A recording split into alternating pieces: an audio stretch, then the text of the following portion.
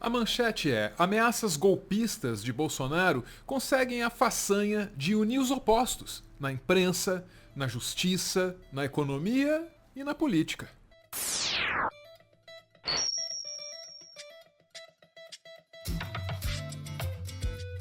Houve um tempo não muito distante em que o Estadão diria que acolher Bolsonaro na presidência da República ou não era uma escolha muito difícil, pois o tempo passou, o Brasil se deteriorou em quase todos os aspectos, e agora tá aí, o mesmo Estadão com um editorial bem diferente, o presidente sem freios. E vamos direto pro texto, porque o jornalão conservador agora tá dizendo óbvio, Bolsonaro é um elemento de instabilidade pro país. Como agora se tornou muito claro, nossa, só agora, gente, o presidente Bolsonaro integra ativamente essa máquina de desestabilização da democracia. Em um pronunciamento feito há uma semana, Bolsonaro, a título de apresentar provas das alegadas fraudes nas urnas eletrônicas, mentiu diversas vezes e usou informações comprovadamente falsas para basear suas denúncias contra o sistema de votação. Na mesma ocasião, apresentou-se como vítima de um complô das cortes superiores. E vamos adiante, porque tem mais. Tem bem mais. Quem está fora dessas 4 linhas constitucionais é Bolsonaro, ao fazer ameaça explícita de golpe de Estado, declarando com todas as letras que pode atropelar a Constituição, caso não seja feita a sua vontade.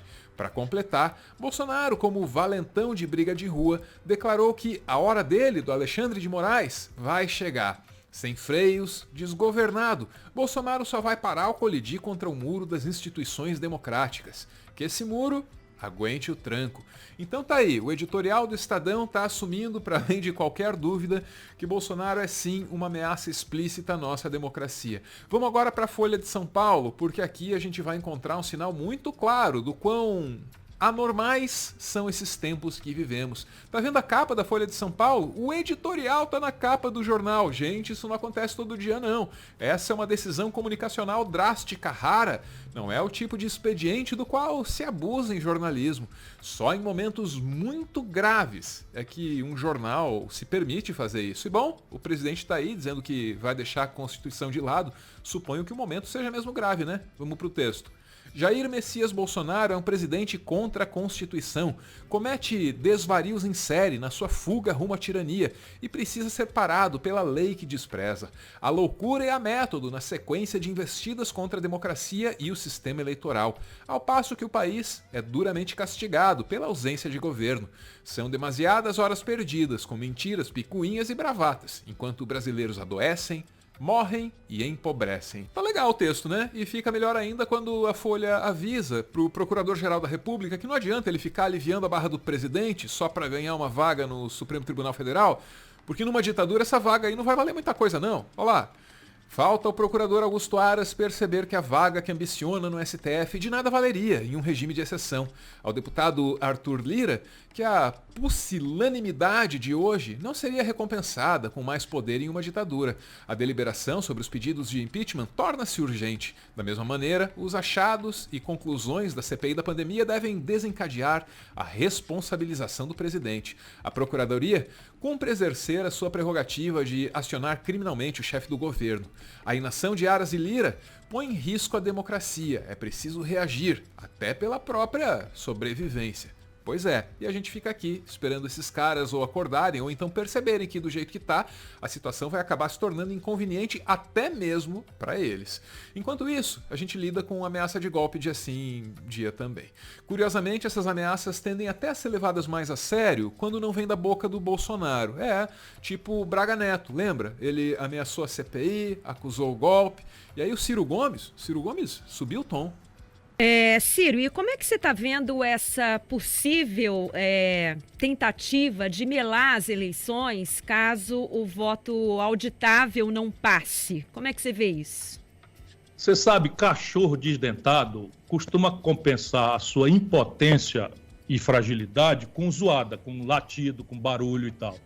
Mal comparando, é o que está acontecendo com o Bolsonaro. Essas expressões de arrogância, metendo militar no meio, esse Braga Neto, que é um bosta, me permita dizer com essa expressão mesma, porque nós precisamos desmoralizar esse tipo de gente.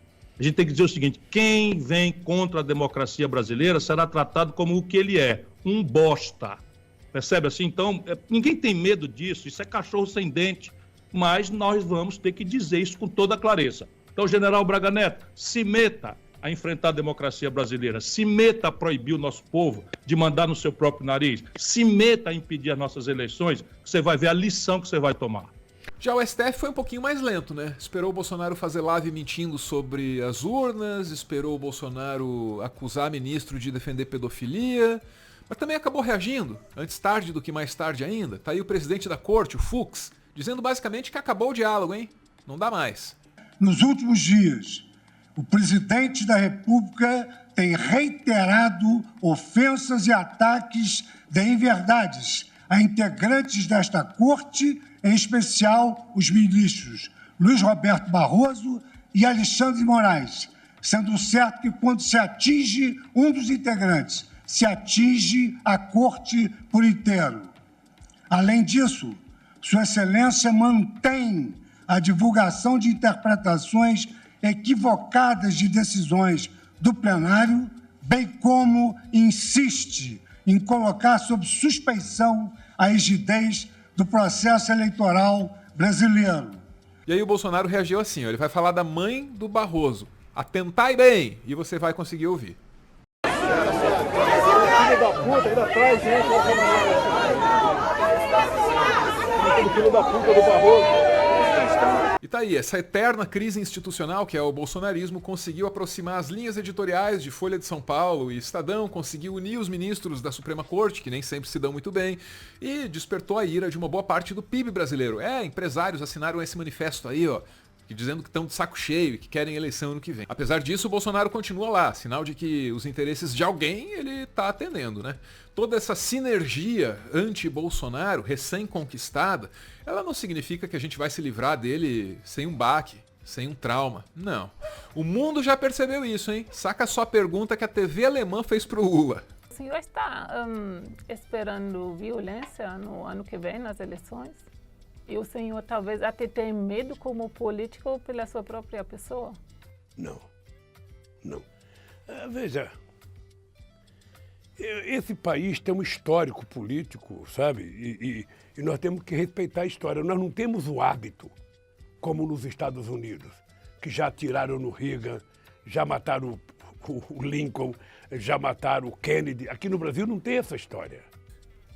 Mas o senhor não acha que poderia ser mais perigoso dessa vez? Porque a sociedade mudou, né? Todo mundo pode está ser mais perigoso, mas a minha fé em materialização. Deus aumentou também. A minha fé em Deus aumentou. Eu sou um homem que eu creio em Deus e, portanto, sabe, eu acho que Deus sabe quem está certo e quem está errado. Deus sabe. Então, obviamente que a gente vai ter que cuidar com, sabe...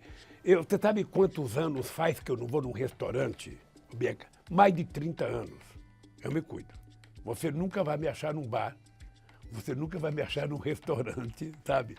Porque eu não gosto de frequentar, sabe? Porque eu não quero ter provocador, sabe? Não quero criar animosidade com ninguém. Então, eu me cuido, vamos fazer a campanha, vamos efetivamente, sabe?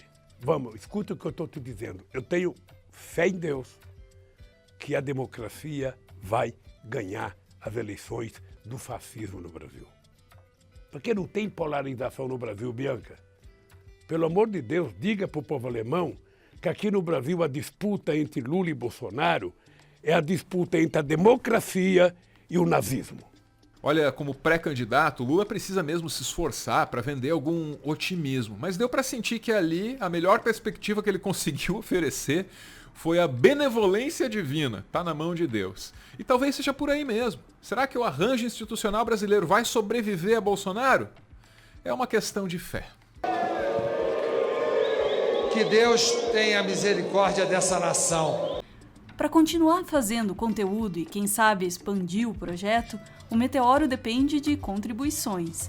A chave Pix do canal é essa aí, pixmeteoro@gmail.com. Você pode ajudar, mas claro, só se você quiser. Muito obrigada por ver esse vídeo até o final.